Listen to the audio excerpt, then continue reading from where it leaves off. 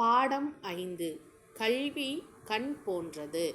நமக்கு கல்வி நம்ம உடம்புல கண் எவ்வளோ முக்கியமோ அதே மாதிரி தான் நம்ம வாழ்க்கையில் முன்னேறுறதுக்கு நம்ம கல்வி ரொம்ப முக்கியம் அப்படிங்கிறாங்க. அதுக்கு இந்த ஒரு கதை கொடுத்துருக்காங்க. விரியூர் கிராமம், ஒரு கிராமம் இருக்குது. அந்த கிராமத்தோடைய பெயர் விரியூர். கிராம சபை கூட்டம் நடந்தது. அந்த கிராமத்தில் ஒரு மீட்டிங் நடக்குது. கிராம சபை கூட்டம் ஒன்று நடந்தது. கூட்டத்திற்கு வந்தார் பொன்வண்ணன். அப்போ பொன்வண்ணன் அப்படிங்கிறவங்க அந்த கிராமத்தில் இருக்காங்க. அவரும் என்ன பண்ணியிருக்காரு, அந்த கிராம சபை கூட்டத்திற்கு வந்திருக்கார். உதவித்தொகை பெறுபவர்களின் பெயர்களை ஊர் தலைவர் படித்தார். இவர் தான் ஊர் தலைவர். உதவித்தொகை அப்படின்னா இப்போ தொழிலெலாம் செஞ்சிட்ருக்காங்க இல்லையா, அவங்களுக்கு கவர்மெண்ட்லேருந்து என்ன தருவாங்கன்னா தொழிலை மேலும் வளர்த்துறதுக்காக பணம் தருவாங்க. அதுக்கு யாருக்கெல்லாம் அந்த பணம் வந்திருக்கு அப்படிங்கிற பேரை ஊர் தலைவர் இந்த கிராம சபை கூட்டத்தில் படிச்சு வாசிக்கிறார். பொன்வண்ணன் தன்னுடைய பெயர் இல்லாதது கண்டு வருத்தப்பட்டார். இப்போ பொன்வண்ணனுக்கு அவங்க ஊர் தலைவருக்கு வந்த லிஸ்ட்டில் பொன்வண்ணனுடைய பெயர் இல்லை. அதை நினச்சி அவர் ரொம்ப வருத்தப்படுறார். ஏன் நம்மளும் தானே கஷ்டப்படுறோம், நமக்கு மட்டும் ஏன் இந்த உதவித்தொகை வரலன்னு சொல்லிட்டு நினைக்கிறார். கூட்டம் முடிந்ததும் பொன்வண்ணன் தலைவரிடம் சென்றார். இப்போ கூட்டம்லாம் முடிஞ்சு எல்லாரும் கலைஞ்சு போனதுக்கப்புறம் பொன்வண்ணன் தலைவர்கிட்ட பேசுகிறாரு.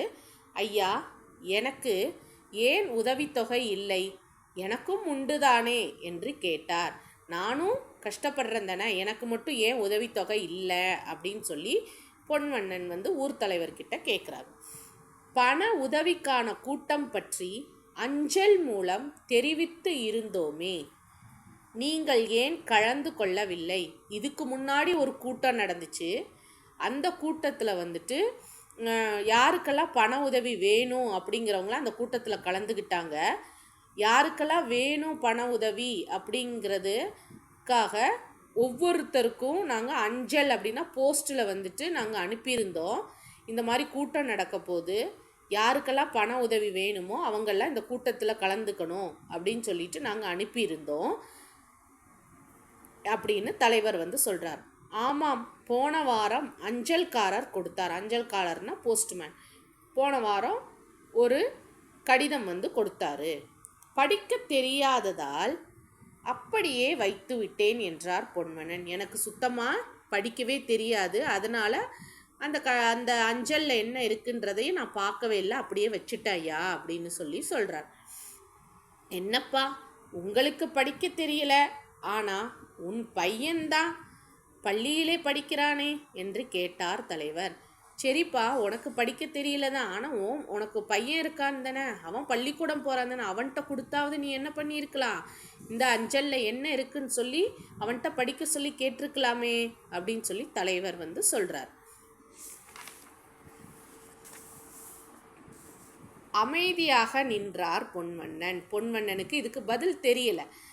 ஏன்னா அவர் ஏதோ பையனை பள்ளிக்கூடத்துக்கு அனுப்பலை, அதனால் இதுக்கு என்ன பதில் சொல்கிறதுன்னு தெரியாமல் அவர் முழிச்சிட்டு நிற்கிறார். சரி, பரவாயில்லை, உங்கள் பெயரையும் நான் பட்டியலில் இணைத்து விடுகிறேன் என்றார் தலைவர். அதனால் என்ன, பரவாயில்ல, இப்போ கூட நான் உங்கள் பெயரை அந்த லிஸ்ட்டில் சேர்த்துடுறேன், அடுத்து வர்ற உதவித்தொகையில் உங்களுக்கு பணம் வந்துடும் அப்படின்னு சொல்லிட்டு தலைவர் சொல்கிறார். இப்போ பொன்வண்ணன் பற்றி இங்கே சொல்கிறாங்க பாருங்கள். பொன்வண்ணன் மிதிவண்டி பழுது பார்க்கும் கடை வைத்துள்ளார். மிதிவண்டி அப்படின்னா சைக்கிள், பழுது பார்க்கும்னா ரிப்பேர் கடை. சைக்கிள் ரிப்பேர் பண்ணுற கடை பொன்வண்ணன் வச்சிருக்கார். தனக்கு உதவியாக மகனை கடைக்கு அழைத்து செல்வார்.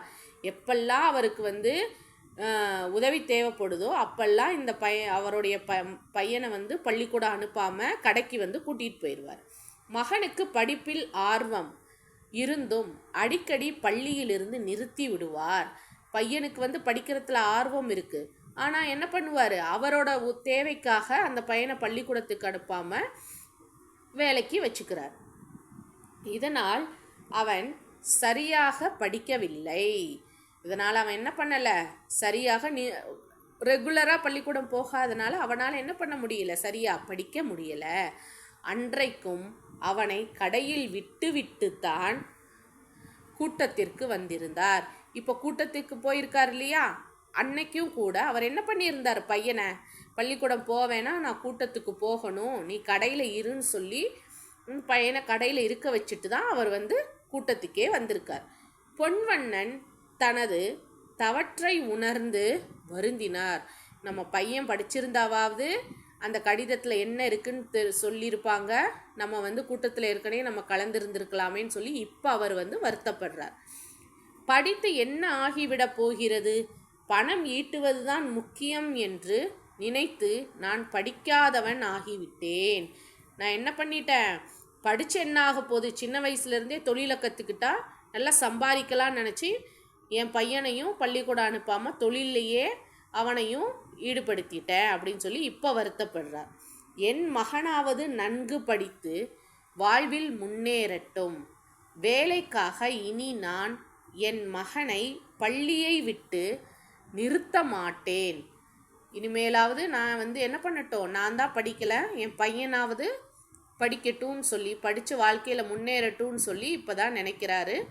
இனிமேலும் நான் அவனை என்ன பண்ண மாட்டேன், வீட்லேயே வச்சிருக்க மாட்டேன், என் வேலைக்கு ஆகவும் நான் கூப்பிட்டு போக மாட்டேன், தினமும் அவனை இனிமேல் பள்ளிக்கூடத்துக்கு போக சொல்வேன்னு சொல்கிறார். தினமும் பள்ளிக்கு அனுப்புவேன் என்று முடிவெடுத்தார் பொன்வண்ணன். பொன்வண்ணன் இறுதியாக என்ன முடிவெடுத்திருக்காரு, மகனை தவறாமல் இனிமேல் தினமும் பள்ளிக்கூடத்துக்கு அனுப்பணும்னு சொல்லி முடிவெடுத்திருக்கிறார். இந்த கதையிலேருந்து நமக்கு என்ன தெரியுது அப்படின்னா, கல்வி அப்படின்றது நம்ம வாழ்க்கைக்கு கண் போன்றது அப்படின்றத இந்த கதை மூலமாக நம்ம தெரிஞ்சுக்கிறோம்.